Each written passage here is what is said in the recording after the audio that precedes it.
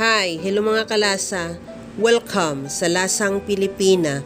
Ngayong araw mga kalasa ay magluluto tayo ng masarap na dessert na magiging star sa ating Noche Buena at sa mga iba pang mga holidays. Mayroon ako ditong 5 pirasong egg yolk. Lagyan ko ng vanilla, asin, harina, at asukal. Ihalo lang hanggang sa mag-combine yung ating mga ingredients. Habang ginagawa ko yan mga kalasa, kung bago ka pa lang sa aking channel, welcome. At huwag kalimutan mag-subscribe at i-click ang bell button para sa mga notification. At kung dati ka pa, welcome back at i-follow mo na rin ako sa aking Facebook page Lasang Pilipina. Maglagay na ako ng evaporated milk, kalahati muna. At saka ihalo lang din hanggang sa matunaw lang din yung asukal na nilagay natin sa ating mixture. At pagkatapos yan, ilagay ko na rin lahat yan na gatas.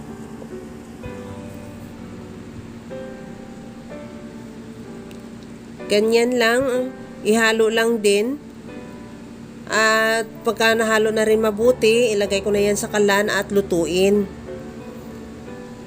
Ituloy lang ang paghalo hanggang sa maglapot. Pagka okay na at malapot na siya, maglagay tayo ng butter. Ganyan lang, ihalo lang din hanggang sa matunaw yung butter.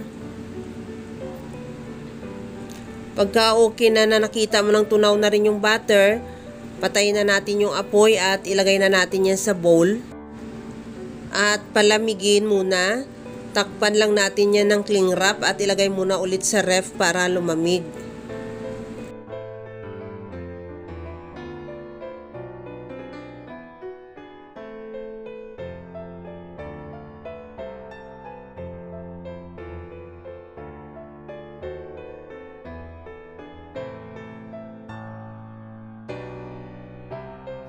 Pagka okay na malamig na rin yung ating custard, ihalo lang ng bahagya kagaya lang yan sa nakikita mo sa video.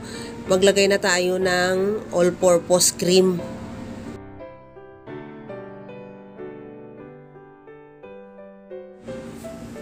Ihalo lang hanggang sa mahalo lang ng mabuti yung ating custard cream.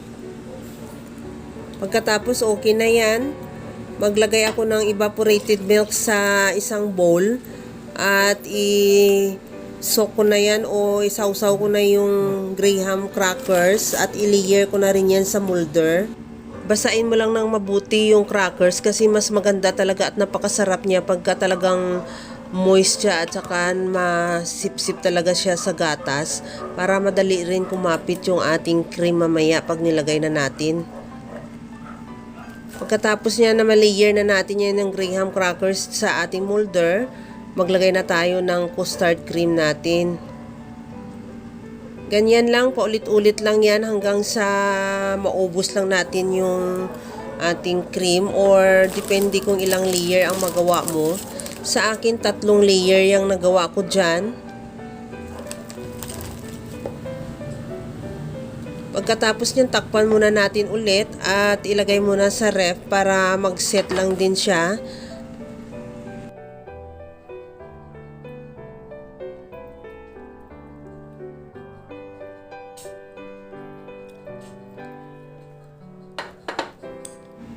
Pagkatapos niyan, takpan natin ng cling wrap at ilagay muna natin sa chiller para palamigin. At gagawa na rin tayo ng ating chocolate toppings. Sa kaldero or sa saucepan, maglagay ako ng all-purpose cream. Painitin ko lang yan. Pag napansin mo na medyo umuusok na siya or mainit na yan, ilipat na lang natin yan doon sa bowl na mayroong chocolate chips or dark chocolate yan. 250 grams. Ihalo lang hanggang sa matunaw lang din yung chocolate.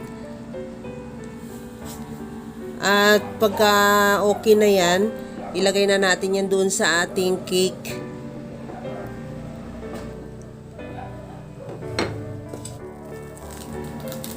Ito na yung ating cake. Ilagay na lang natin yung ating chocolate. at ibuhos na lang sa taas. Pagkatapos yan, ilagay natin ulit sa ref para mag-sit lang din yung chocolate.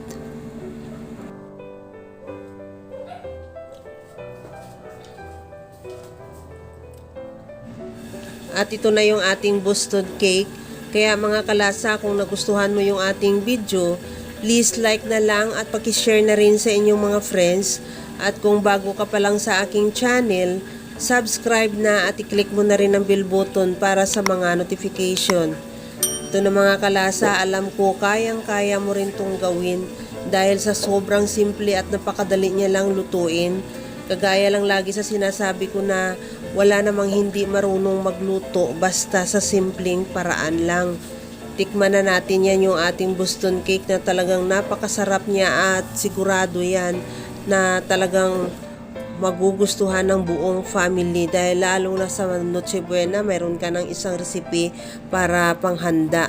Kaya mga kalasa, hanggang sa muli, thank you for watching. Bye-bye!